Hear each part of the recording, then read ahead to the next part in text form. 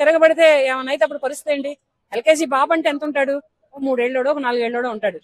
గబుకు మనం తిన్నదేదైనా తిరగబడితే అవి ఏమన్నా ముక్కులో నుంచో లేదంటే చెవుల్లో నుంచో బయటకు వస్తే పరిస్థితి ఏంటి? ఊపిరాడక ఆ బాబు అక్కడికి డెత్ అయితే పరిస్థితి ఏంటి? ఇది చెయ్యొద్దమ్మా. నేను స్కూల్ యాజమాన్యాలకు ఒకటే చెబుతున్నా.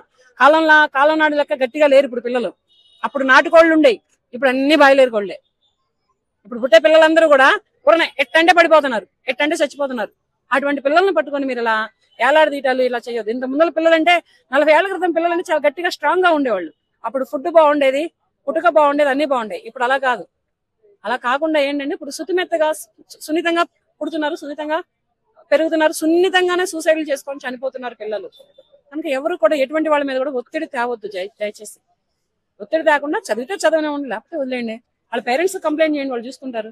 మీరెవరు వాళ్ళని తల్లకిందులు ఏలాడదీయడానికి? ఇది కూడా కరెక్ట్ కాదు ప్రస్తుతానికి.